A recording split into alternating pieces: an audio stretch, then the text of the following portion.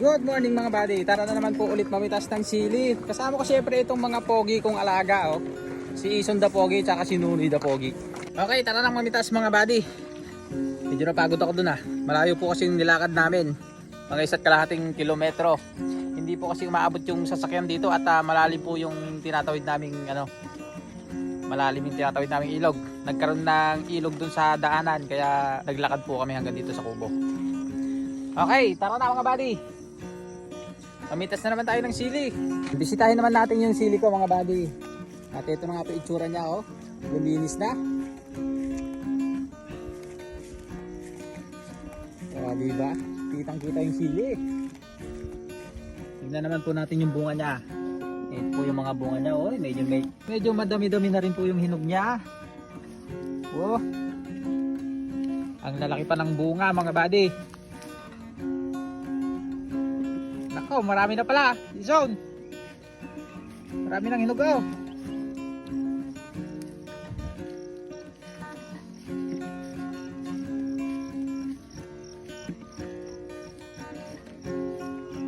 Ito na nga yung mga kasama ko mga buddy.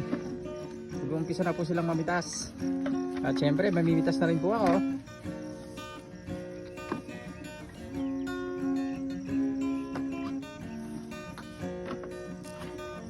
Yan, ito na nga yung panigang ko mga buddy. Parang medyo tumanda na po siya agad. Dahil po yan sa madalas na pag-ulan dito sa amin. Saka parang konti lang po yung mapipitas ko ngayon. Mga isang supot lang siguro. O kaya dalawa. Pero sa susunod mga buddy, medyo marami-rami na yon. Kasi marami pong matitira eh. Di ba Ison? Tali mo na dito Ison. Salin mo.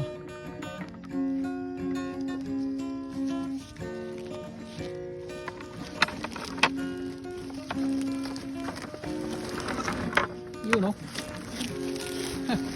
Yung ating sako. Meron naman po siguro isang bundle yan. Kaya naman sigurong 2 bundle mga buddy.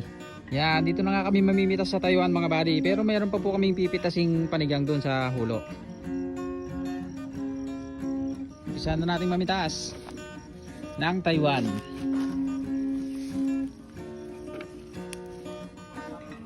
O ba? Yun no? Ang haba.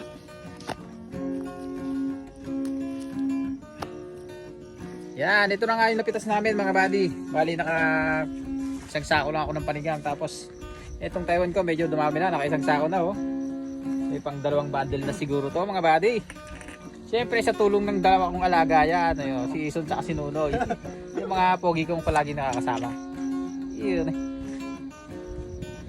Okay, ang gagawin naman namin ngayon mga buddy, dadamuhan po namin yung kamote. At nako, napakamahal ngayon. Para maglaman pa po siya ng maganda. Tara! Ito nga mga buddy yung dadamuhan namin kamote. Oh, grabe. May kamote pa ba dyan, Ison? Meron pa. Parang hindi makita ya. Ayun, lumabas na yung kamote dito. Pero dito mga buddy, ang damo yun. Parang walang kamote. Puro damo.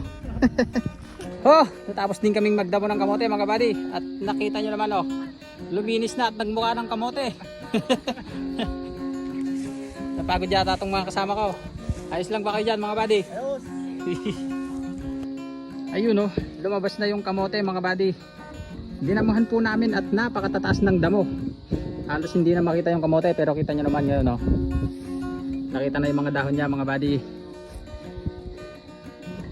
Medyo napabayaan po kasi at masyadong busy. Bali magtatatlong buwan na nga to mga buddy. Pero maliliit pa po yung laman niya. Kaya i-extend ko pa siya ng 1 buwan. Baka sakaling lumaki pa po yung mga laman niya. At dumami. Ayan. Ang petsa ngayon ay, ang buwan po ngayon ay buwan ng August. Sa September ko na po siya anihin. Para lumaki pa po yung mga laman niya.